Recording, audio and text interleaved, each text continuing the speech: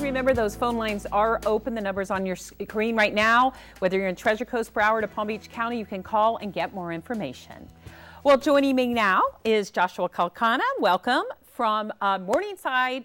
I believe it's a long name, so forgive me. It's from Morningstar United, Fostering and Adoptive Services. And you met Lisa Bozone before in the package from Kids in Distress. Nice to see you both. Nice to see you. The first thing, Joshua, I was surprised, as I said, at the whole system, you know, kind of aging out, which is a nice way of saying kicking out in my mind, these kids. What are some of the things you've seen the kids at Place of Hope? Where would they have gone? Where would they have gone without Village of Hope? Well, unfortunately, when the kids do age out of care, they are kind of left on their own. And unless they're involved in a specific program, that's it.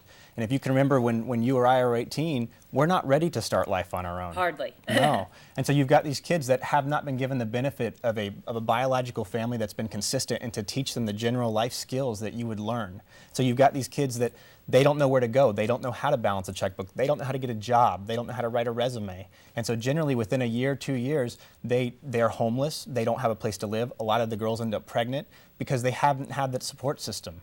And the statistics we just played for the viewers, many of them end up in jail or on welfare themselves, which is kind of that cycle of poverty we all discuss.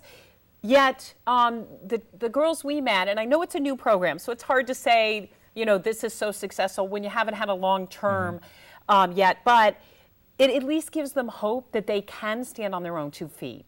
Exactly. The Villages of Hope is, like you said, it is new and it's just recently been launched. But the children that have been moved there, when they turn 18 and become adults, they have a chance because in the Villages of Hope, they're not left on their own. They're taught how to manage a checkbook. They're taught how to write a resume and how to interact with a possible employer. They're required to have a job and to get an education. And as they do these things, their rent is supplemented by the Villages of Hope so they can slowly begin to take on the responsibility that a traditional adult would take on. And there is, we should say, an adult there on the premises. So the time. rules that we mentioned in the story are followed. Lisa, the whole connection between, you know, the families and these children is so important. And I know you teach these training classes where families first walk in and say, okay, I think I want to do this. Yep. How much support is there? We keep promising their support, but let's be honest. Once these families make it through your 10-week course, is there the support they need to be able to do this? Oh, well, you know, Kids in Distress, we provide so much support counseling and so much support to our families because they kind of become part of our family. So when a child is placed, they are assigned a support counselor, which comes out once a month. We call our families numerous times a month just to check in, see how everything is going. We have on-staff therapists, which we provide therapy services for the children in our care. We license our families on a yearly basis, so we're constantly monitoring the licensing process as well as monitoring the children in the home, making sure that they're getting the services that they need through the state. So, and one of the things I don't think we mentioned in that story is there's different levels of fostering, as it has come to be known.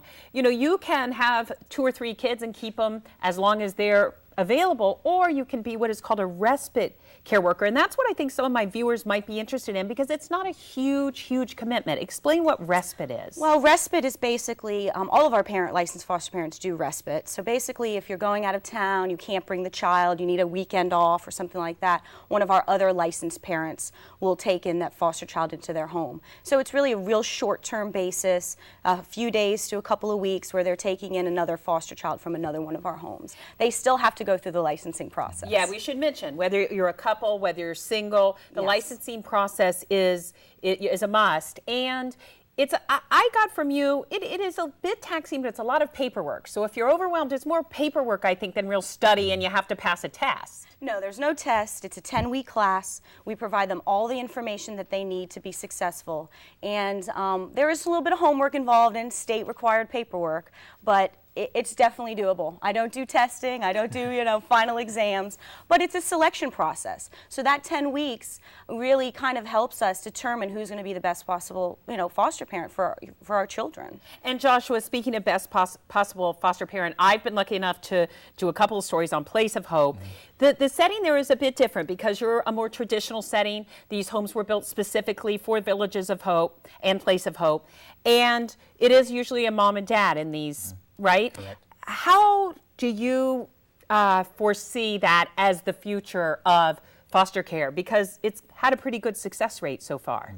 What we've seen is we have used that Judeo-Christian traditional family model throughout the Place of Hope, and that's hard to find. There's not too many places that do that, and we've seen a great deal of success because you have a two-parent family that is there 24 hours a day to be with those kids as parents. What happens is when they come in, they have the opportunity to spend the whole week with the kids and then take a weekend off, and there's relief parents that come in, so they still have their time, but that's their full-time job. They're there to be with those kids, and so they get the benefit that a biological family would have of having a two-parent family there all the time. That is, I mean, even my own children don't get that. So, you know, that is the ideal. But Lisa, if you're considering this, what are some of the things you kind of want to allay people's fear about? You know, what are some of the questions a lot of people walking into your 10-week course come up with? Because I want my viewers to be able to say, okay, phew, I could check that off. Yeah. What are some of the things that you could say, people, that's a myth, you know, that's not true? I think there's, you know, a stigma and a label attached, unfortunately, and the children sometimes know that. You know, they know what they're going through and that they're in foster care and this sort of thing. They need to know that they have in a loving, stable family. They need these parents to really help them, you know, build their self-esteem back and let them know that they are going to be cared for and loved.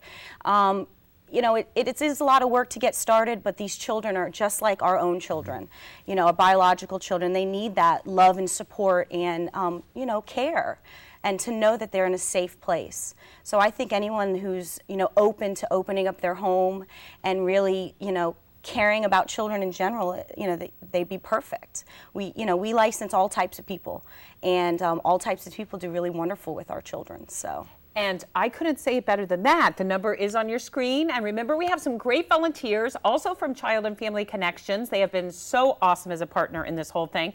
So they don't want to just sit there being bored. Make those phones ring. And even if you just get the information and look it over, that is a tremendous step towards helping this issue be solved in your own neighborhoods.